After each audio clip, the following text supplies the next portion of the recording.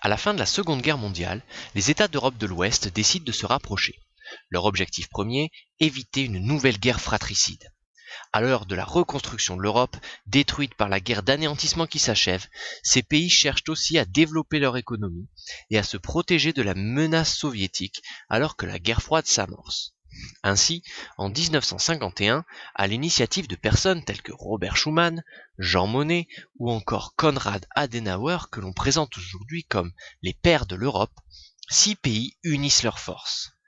La France, l'Allemagne, l'Italie et les pays du Benelux, c'est-à-dire le trio formé par la Belgique, les Pays-Bas ou Netherlands en anglais, et le Luxembourg, créent une association économique, la Communauté européenne du charbon et de l'acier, ou CECA. 6 ans plus tard, en 1957, les 6 États de la CECA, désireux de renforcer leur union, signent les traités de Rome qui font notamment la Communauté économique européenne, ou CEE. Ce traité comporte plusieurs points. Il prévoit d'abord la libre circulation des biens, des capitaux et des personnes à l'intérieur de la communauté, comme s'il s'agissait d'un même pays. Par conséquent, leurs citoyens vont pouvoir vivre, travailler, étudier dans n'importe quelle partie de la communauté.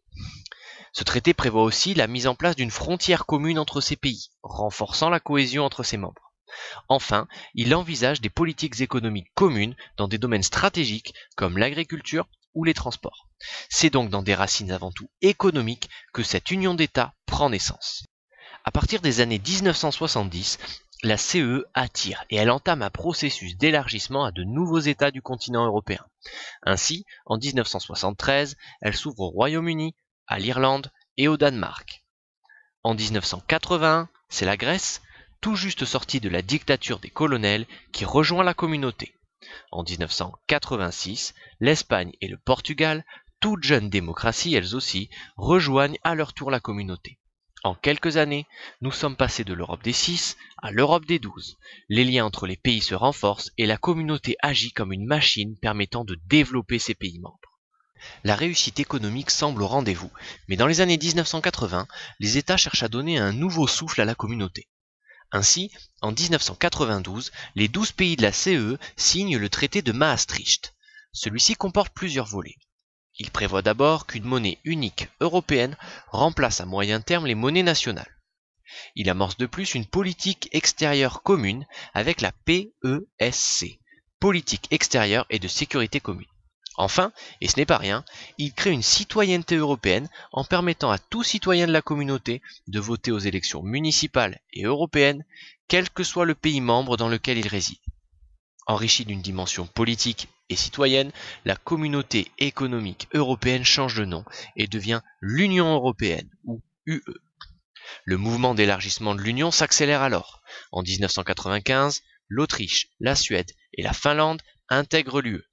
Ce sont des pays riches et démocratiques qui remplissent aisément les conditions d'adhésion. Dans le même temps, plusieurs pays de l'ancien bloc communiste qui s'est effrité dès la chute du mur de Berlin en 1989 et véritablement effondré en 1991, ces pays se portent aussi candidats et les négociations avec l'Union européenne commencent. En 2002, la nouvelle monnaie européenne, l'euro, est mise en circulation, mais certains pays de l'Union, comme le Royaume-Uni, refusent d'abandonner leur monnaie nationale.